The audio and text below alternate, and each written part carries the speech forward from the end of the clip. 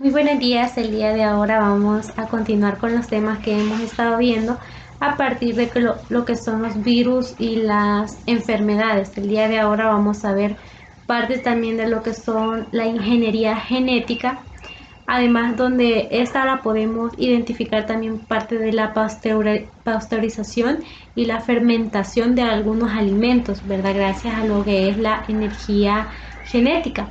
En este caso, pues vamos a identificar lo que es la definición de energía genética, el uso que actualmente podemos encontrar en energía genética, por ejemplo, lo que es la tecnología del ADN y cómo también recombinarla, ¿verdad? Además, también vamos a ver lo que es la energía genética, donde es clave para un diagnóstico clínico, ¿verdad? De algunas enfermedades que también es importante que nosotros conozcamos acerca de todo este, más que todo, el proceso que los científicos hacen de, más que todo, el encontrar algunas curas de las enfermedades. La energía genética también es un tipo de disciplina técnica que tiene cada vez más aplicaciones en las prácticas.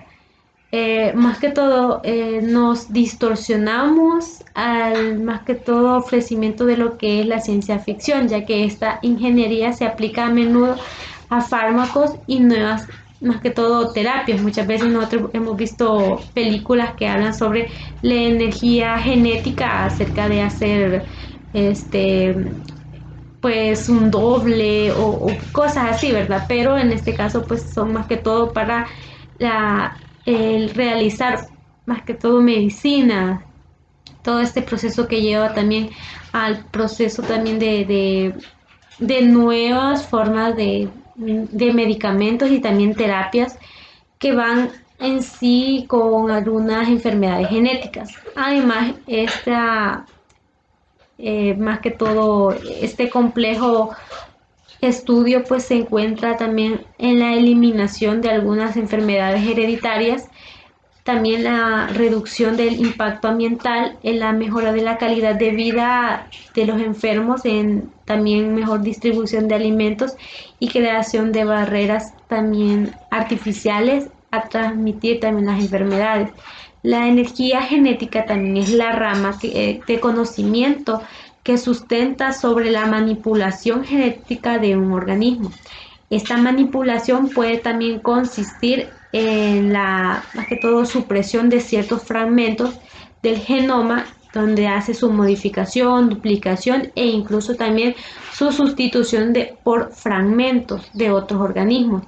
Todos los organismos sobre los que ya se hayan aplicado la ingeniería genética se le llaman organismos genéticamente modificados.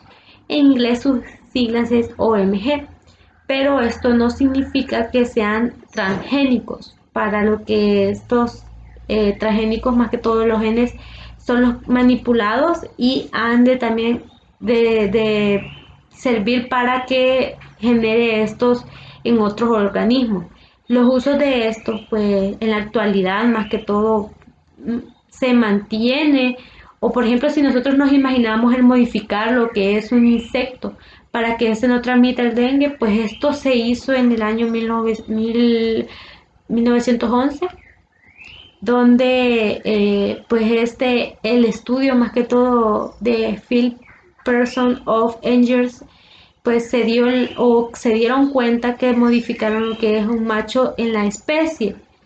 Gracias a ellos la población de esta especie se redujo al 80%. Por ejemplo, también si un arroz tenga más nutrientes se podría modificar.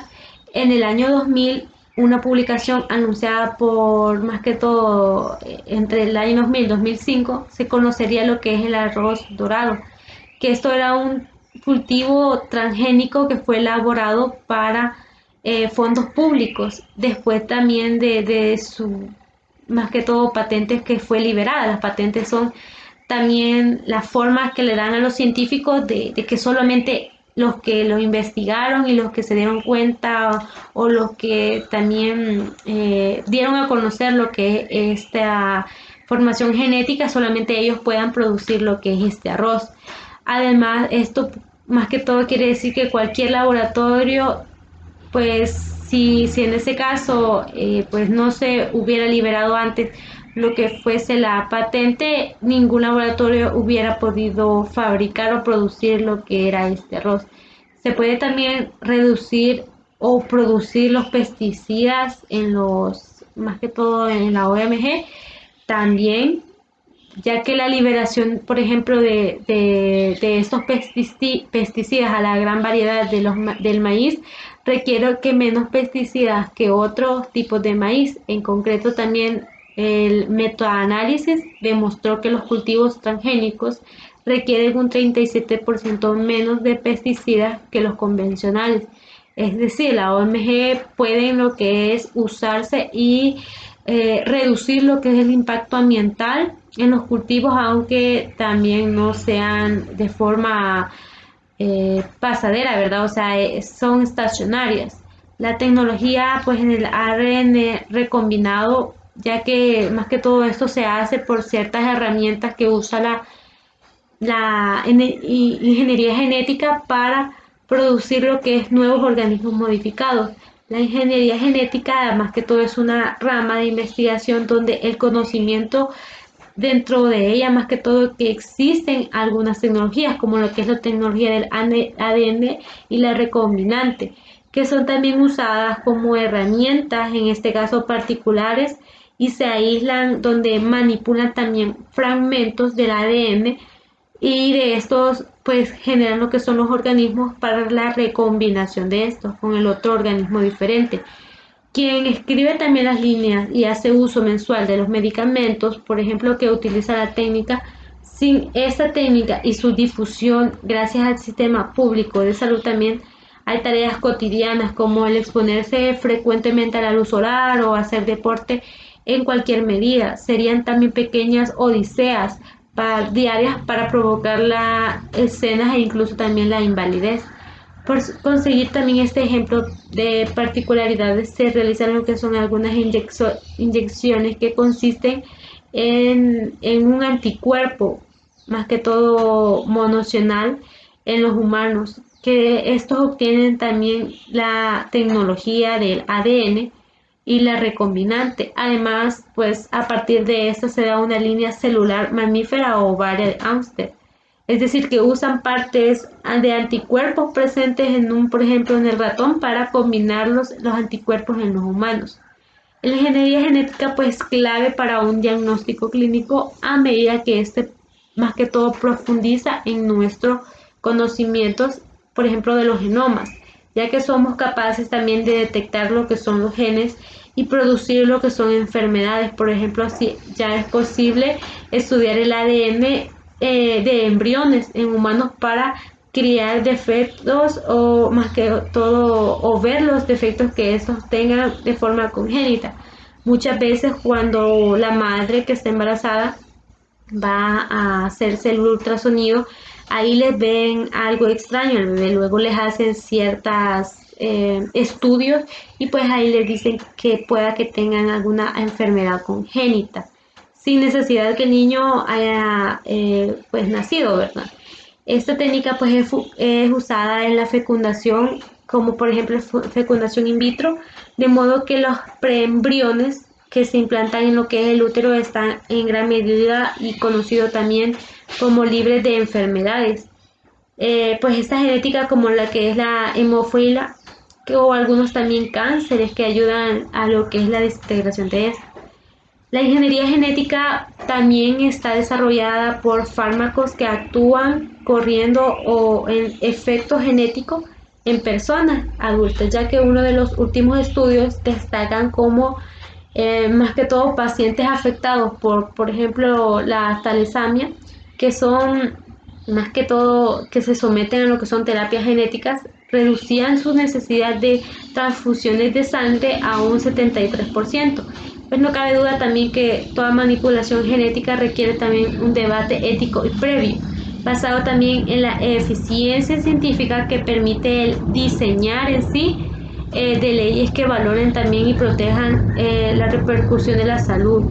También las aplicaciones que estos tienen, que son las mejoras a la edición de la genética, que no se ha abierto también a enormes posibilidades para mejorar lo que es la tecnología, donde podemos más que todo usarla con seguridad, ¿verdad? Entonces, muchos científicos han visto que sirve y que funciona también para nuestros organismos.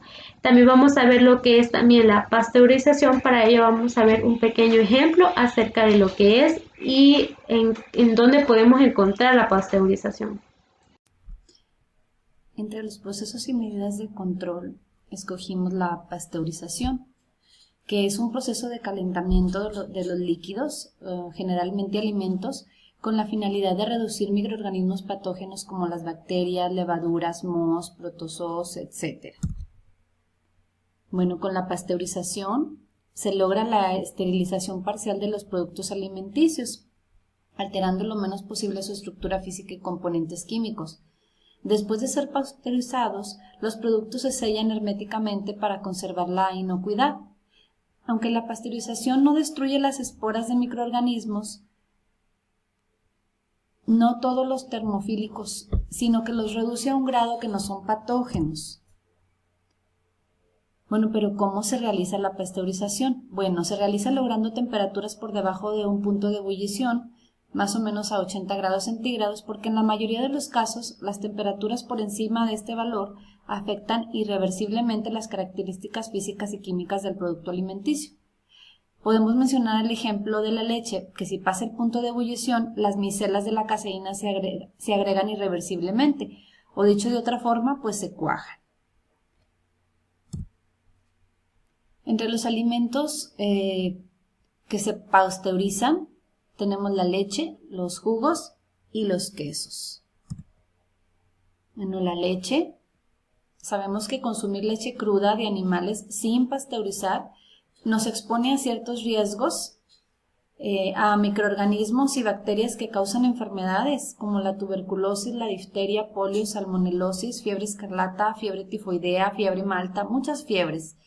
Entonces, la leche pasteurizada por el método HTST y que ha sido correctamente refrigerada tiene un periodo de caducidad más o menos de 2 a 3 semanas, y la que es ultra pasteurizada puede tener una vida extendida que oscila entre 2 o 3 meses.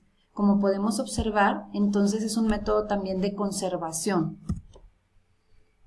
Bueno, los jugos, la pasteurización es muy efectiva en los jugos de frutas y verduras, ya que son un medio ácido y evitan la proliferación de microorganismos esporulados.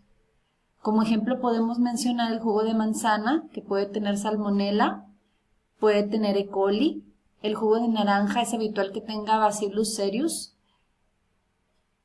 y Salmonella typhi y Salmonella Hartford. Y en algunos jugos de verduras, como el de zanahoria, puede existir el Clostridium botulinum. Y finalmente tenemos los quesos, que la leche con la que se elaboran está pasteurizada, con lo cual se eliminan, como ya lo dijimos, las bacterias y los microorganismos, pero que perjudican el proceso de elaboración del queso. Entonces, el queso que está pasteurizado es seguro para el consumo humano y además es muy estable, no pierde sabor ni olor con respecto a los elaborados con leche cruda. Es muy, muy riesgoso comer productos que no están pasteurizados, como quesos que elaboran en ranchos que vienen a vender a la ciudad, no están higiénicamente preparados y regularmente nos enferman por distintas fiebres. Estas son las fuentes de consulta. Mi nombre, Silvia Lucía Flores Rocha. Bueno, ya vimos lo que es ejemplos de pasteurización y la definición. También vamos a ver ejemplos de lo que es la fermentación y la definición de lo que es fermentación a continuación.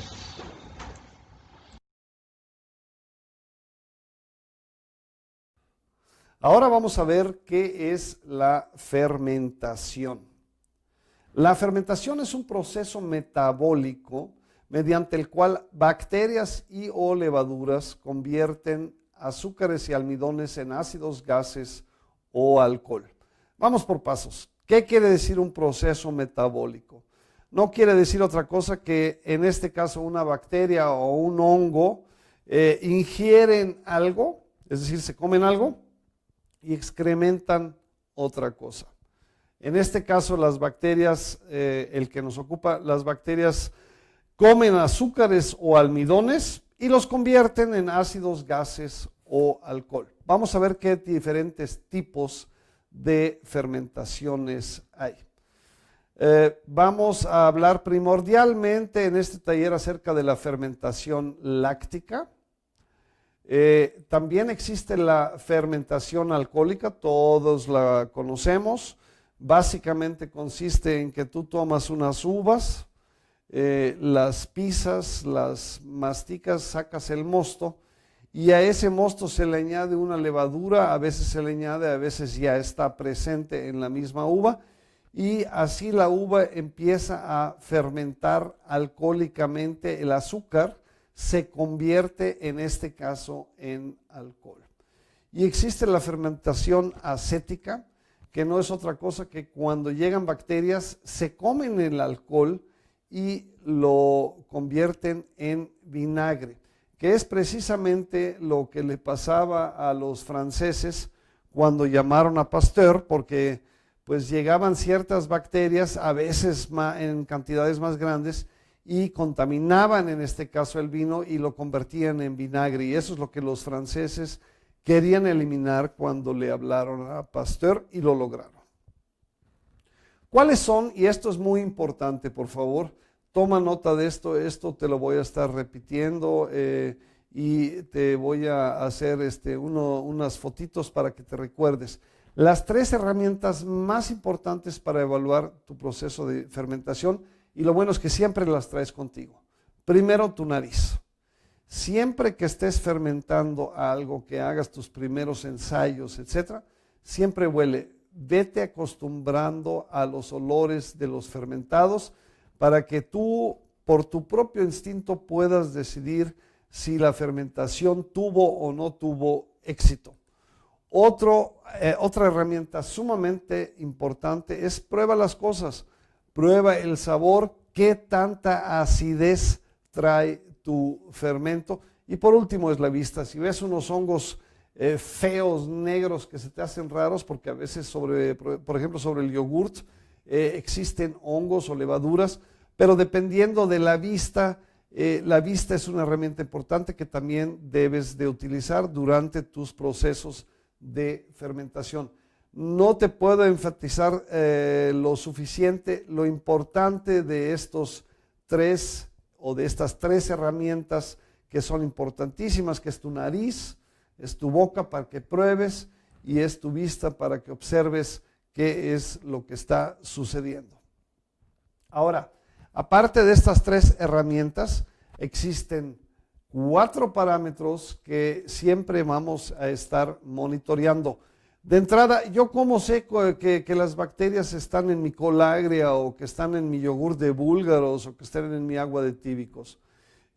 Primero, porque puedo medir una cosa y la puedo medir con mi boca mediante el sabor, que es la acidez.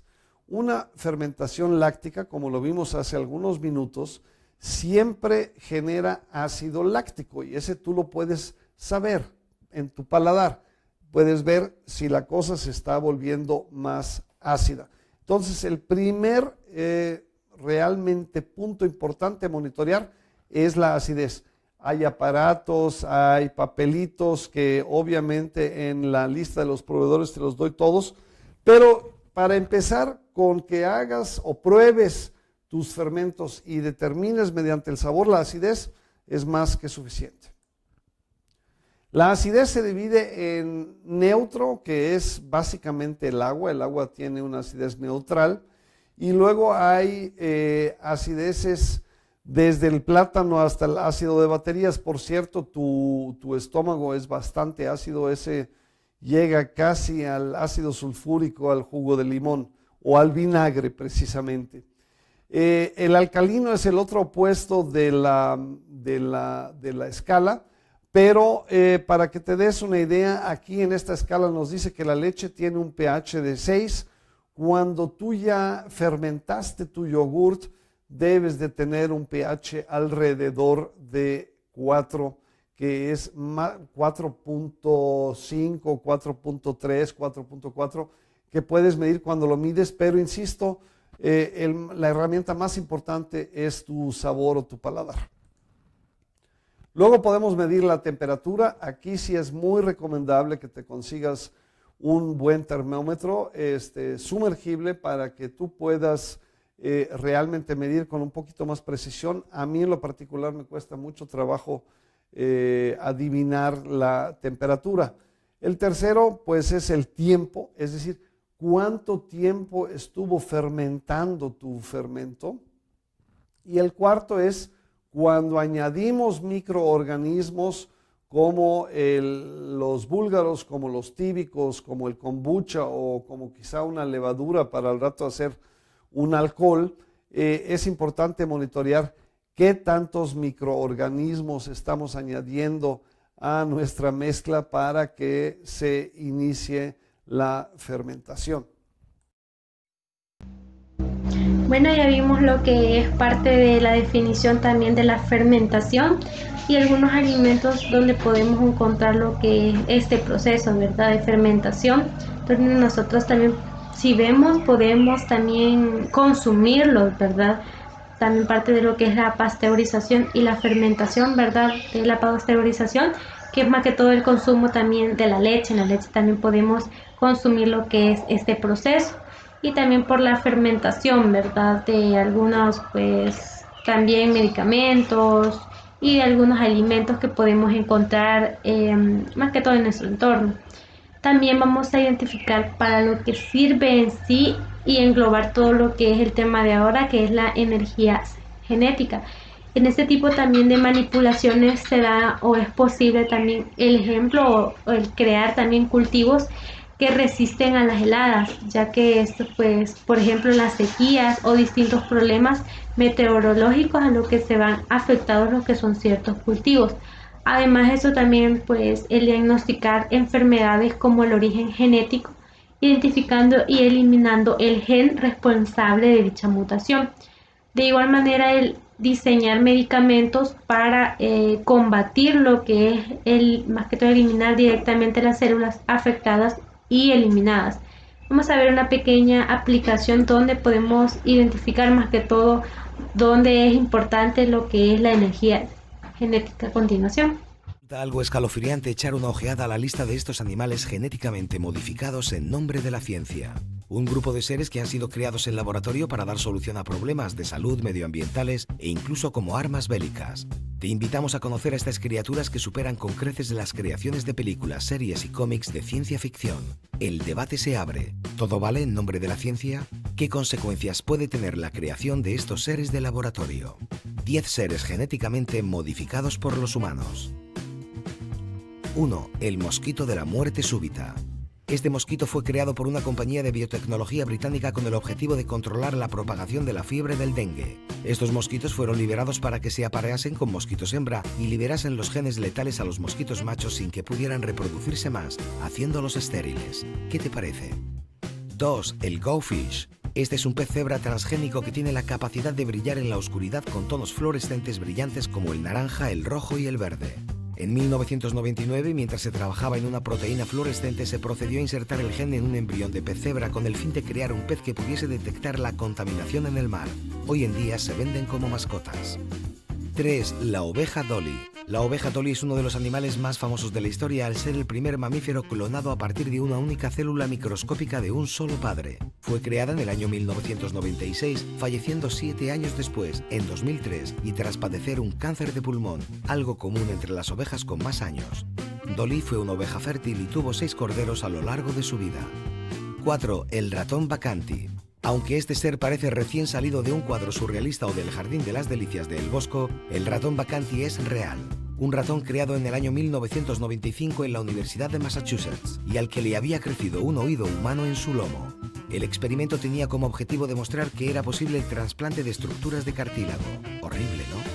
5. La rana transparente. La crítica que los ecologistas hacían a los laboratorios por el uso continuado de ranas para su disección llevó a los científicos a crear esta rana transparente a la que no es preciso diseccionar para poder ver sus órganos y vasos sanguíneos. Así, y casi como algo milagroso, puede verse cómo crecen sus órganos a través de la piel o se extienden las enfermedades por su cuerpo. 6. Inviropig.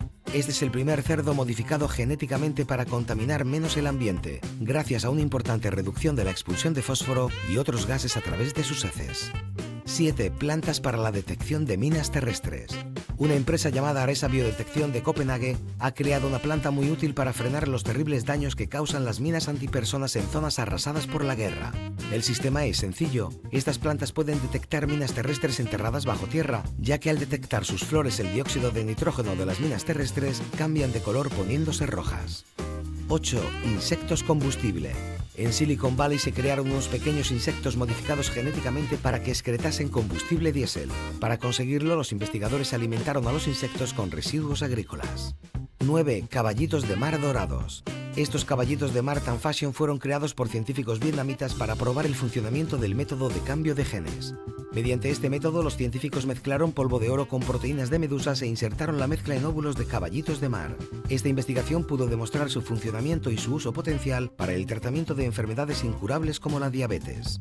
10. El propio ser humano. Ya hace 15 años que se creó la primera generación de bebés modificados genéticamente. Nacieron 30 bebés, 15 de ellos con el ADN de 3 adultos diferentes, algo que también puede ocurrir de forma natural. En este caso de laboratorio se empleó el método llamado transferencia citoplasmática, algo que ha sido prohibido por la FDA. Increíble, ¿verdad? ¿Qué opinas de este tipo de experimentación? ¿Inmoral o necesaria? Sigue conociendo los misterios y descubrimientos de la ciencia. Bueno, ya vimos algunos ejemplos acerca de la ingeniería genética, más que todo algunos ejemplos de cómo esta pues podemos encontrar también en nuestro entorno y aquello pues más que todo extraño y raro que los científicos han descubierto y han realizado en base a lo que es la energía genética. Así que nos vemos otro día, gracias y buen día.